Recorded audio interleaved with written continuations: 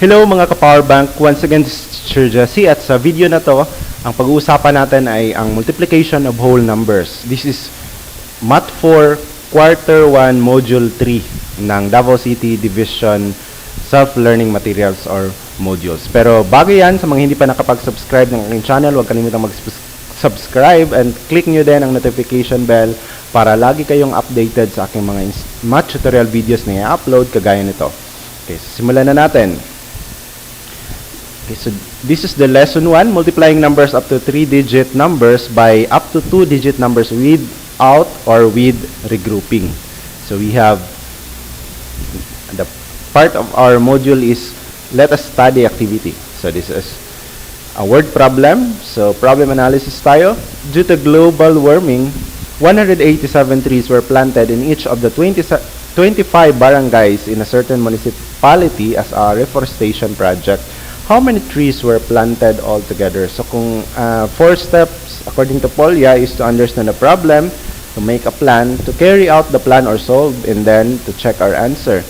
So kung titingnan natin, merong 187 trees ang itinanim sa bawat barangay, and there are 25 barangays sa isang municipality. Municipality, it means like a city, like Davao City, ganyan, or Mati City, Tagum City.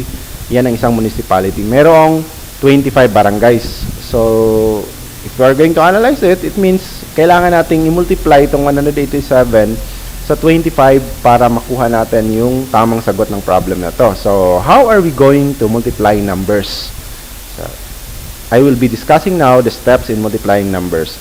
So, itong 187 and 25, if we multiply them, they are called the factors.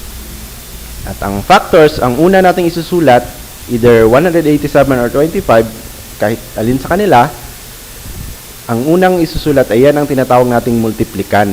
At yung pangalawa naman ay ang multiplier. Pero meron tayong commutative property of multiplication or addition. It states na kahit alin sa kanilang dalawa ang uunahin, the same lang ang result. So, unahin natin tong 187 this time kasi 3-digit siya. Okay.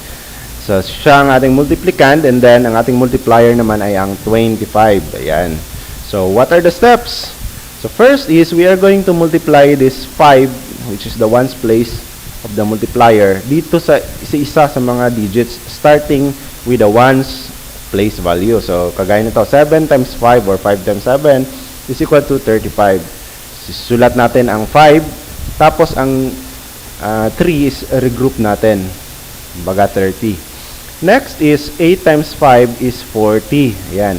Tapos i-add natin tong 3, magiging 40 plus 3 is equal to 43. Sulat na naman natin tong 3 and then regroup natin yan.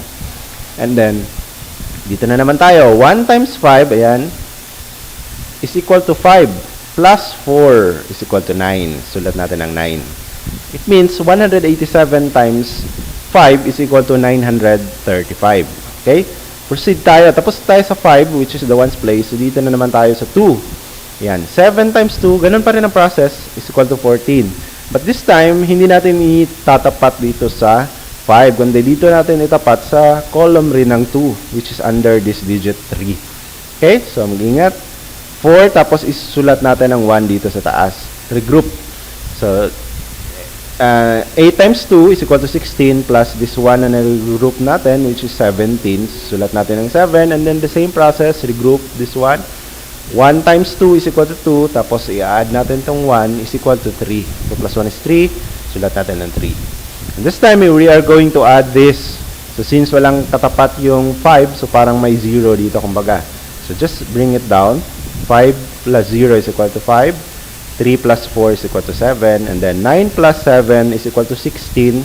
So, write 6 and regroup this one. 1 plus 3 is equal to 4.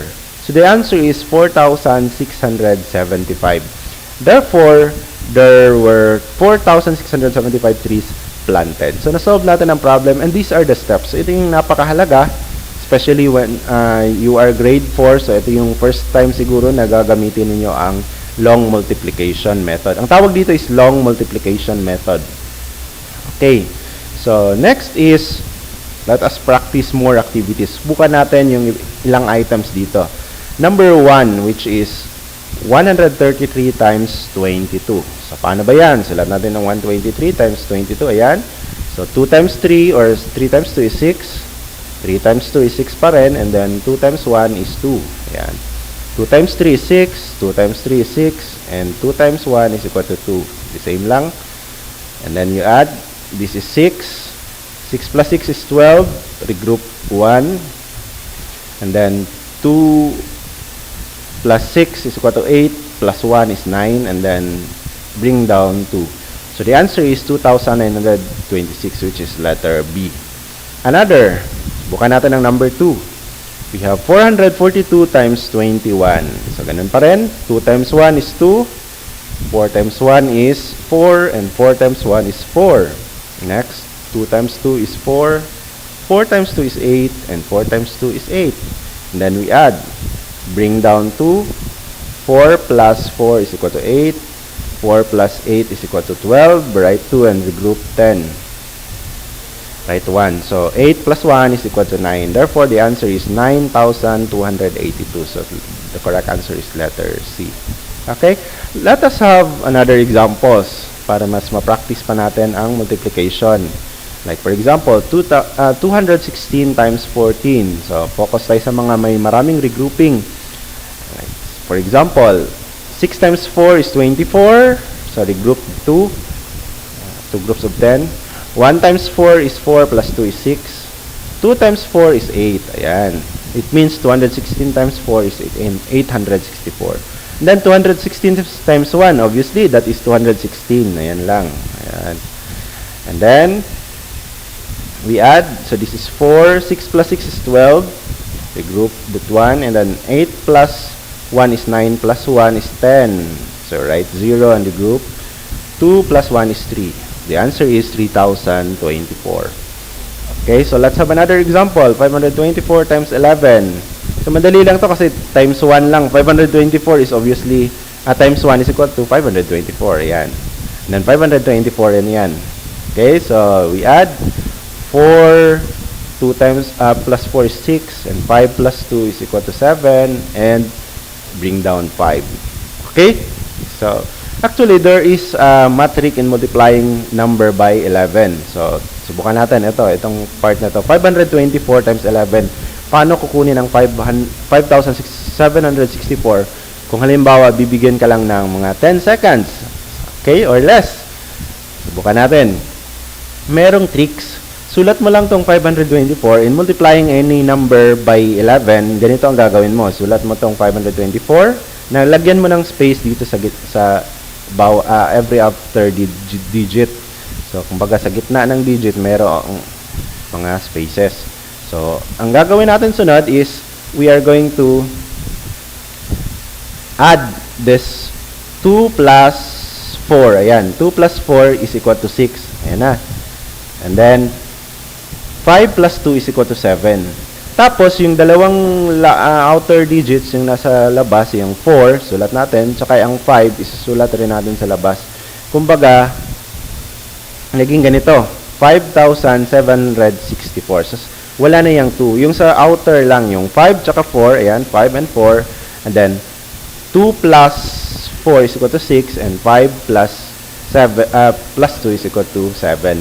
So, yan. So, kung titingnan natin, the same answer ang lumabas. Okay, subukan nyo sa ibang mga numbers kung tama ba yung sagot. Okay, merong regrouping kasi minsan, so kailangan mag-practice rin kayo. Okay, subukan natin. It's your turn. Multiply these numbers. 235 times 12. So, meron akong timer dito na 30 seconds. So, I will give you 30 seconds to solve it. Pwede? Sige, subukan natin.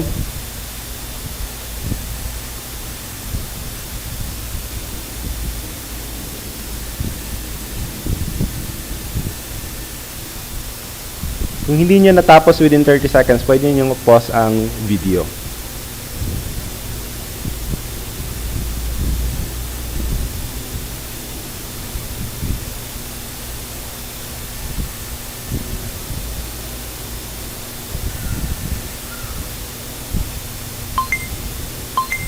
Okay, so I hope that you are done in answering this problem. So we have 5 times 2 is equal to 10.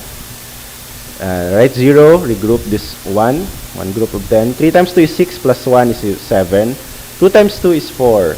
And then 235 times 1, automatic 235 yan. 0, you bring down 0. 5 plus 7 plus 5 is 12. Regroup this. So 4 plus 3 is equal to 7 plus 1 is equal to 8. And then bring down 2. The answer is 2,820. Did you get the correct answer? Okay, very good. Next is lesson 2, which is estimating products of 3 to 4 digit numbers by 2 to 3 digit numbers.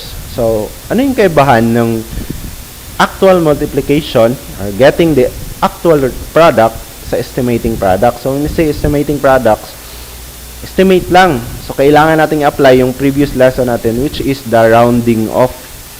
Okay, so, for example, this problem. As a part of the school community service project, the school asked each volunteer to donate 25 pesos for the flood victims. If 124 people donated the amount, about how much was collected for the flood victims? Okay, there is a clue. I highlighted it. Namitan ko ng red font. Pag may nakikita kayong ganito, or what is estimated, or about how much, about how many, yan ang clue natin or hint natin na ang ating problem ay hindi nang hahanap ng actual result, kundi estimate lang or rounding off ang kailangan i-apply natin. So if you're going to analyze the problem, 124 daw na people ang nag-donate ng 25 pesos. So kukunin natin ang estimated amount na nakolekta para sa flood victims. So let's do it. Paano? So estimating products to. So we are going to apply the steps in estimating products. First is round off each factor to the greatest place value. So like for example, this one, the factors are 124 times 25. So we round off to the greatest place value. So this is 124. So ang pinakamalapit is 100. Paano naging 100? Kumbaga, ang 124, saan ba mas malapit? Is it sa 100 or sa 200? Kasi 100 ang pinag-uusapan natin. So it means mas malapit siya sa 100 kaysa sa 200. Or in other words, round off mo lang. Tingnan mo yung pangalawang digit. Kasi ito yung largest place value, yung 100th place. Tingnan mo yung sa kanan niya or sa right side. Since hindi umabot ng 5, so kopyahin mo lang tong 1, tapos palitan mo ng zeros yung dalawa. Yan, magiging 100. Tapos 25, ganun din. 2, tapos 5 ang kasunod, so ibig sabihin, magiging 3 na to, tapos magiging 0. So 30. Tapos, applyan mo lang ng technique, huwag mo nang multiply sa isa, yung 0 times 0, yung 0, 0 na naman ang result. Yung mga whole na non-zero digits lang ay multiply mo. We have 1 times 3. Sulat mo kagad ang 3, count the zeros and the factors and write it in the product immediately. So, sulat mo tong tatlong zeros, ayan, 1, 2, 3, tapos multiply mo yung non-zero. So, 1 times 3 is equal to 3. Ayan ang kasimple. It means, ang estimated amount na nakolekta is 3,000 pesos. Compare natin sa actual. So, ito yung actual. So, we have 124 times 25, yung given kanina. The result is 3,100. So, may difference talaga na 100 pesos. Pero at least, ang 100 pesos, ang 3,000 ay mas malapit. Ang 3,100 is mas malapit sa 3,000 kaysa sa 4,000. Yan ang estimating products. Okay? So, therefore, the amount collected was about. So, importante din dito sa final answer natin, lagyan natin ng about or an estimated of. Kasi hindi ito actual. Kung actual lang hinahanap, ito yung result. Equal talaga. Pero kung estimate lang, it is about. This time, ang gagawin natin ay susubukan natin answeran tong let us practice activity ng inyong module. So, estimating products pa rin. So, we have number 1. 743 times 51. So, ang gagawin natin, round off natin itong 743. Magiging, since 7, ang kasunod is 4. So, magiging 7 or retain lang. So, magiging 700. 5, ang kasunod is 1. So, 5 pa rin. And then, isang 0. So, 50. And then, count the zeros. 1, 2, 3, 3 zeros. Tapos, 7 times 5 is 35. So, the answer is 35,000. Next is 376 times 123. Round off 376. So, ang kasunod ng 3 is 7. So, magiging 4. Tapos, dalawang 0 or 400. 1. Ang kasunod ng 1 is 2. So, kopyahin lang tong 1. Tapos, palitan ng dalawang 0. So, 100. Then, 1, 2, 3, 4. There are 4 zeros. 1, 2, 3, 4. And then, 4 times 1 is 4. So, the answer is 40,000. And finally, we have 485 times 35. Ang kasunod ng 4 is 8. So, magiging 5 to. 500. 3. Ang kasunod ng 3 is 5. So, magiging 4. Ayan, 40. Tatlong zeros. And then, 5 times 4 is 20. So, the answer is 20,000.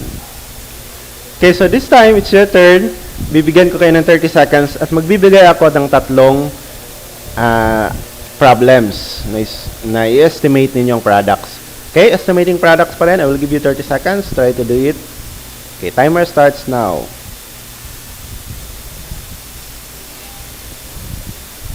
Anyway, kung hindi nyo natapos, pwede nyo i-pause ang video.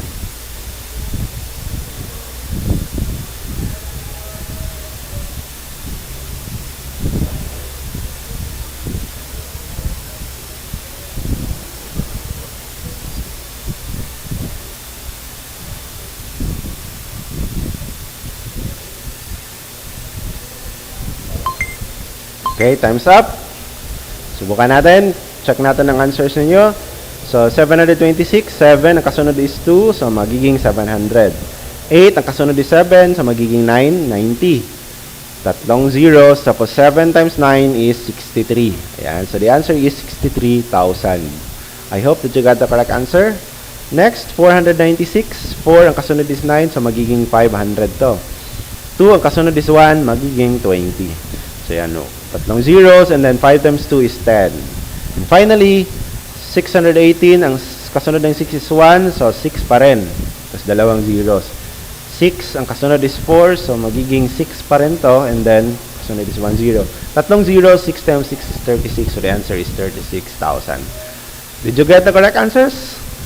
Okay, so very good kung nakuha ninyo ang tamang sagot sa tatlong items. So bago tayo mag-end, I would like to end my video with this quote. Hindi nakasulat kasi ang author dito, so anonymous. Never say I can't, always say I'll try. So, sa math, napakahalaga ng saying na to. Huwag palaging, hindi ko kaya yan. Kailangan, subukan ninyo. Okay?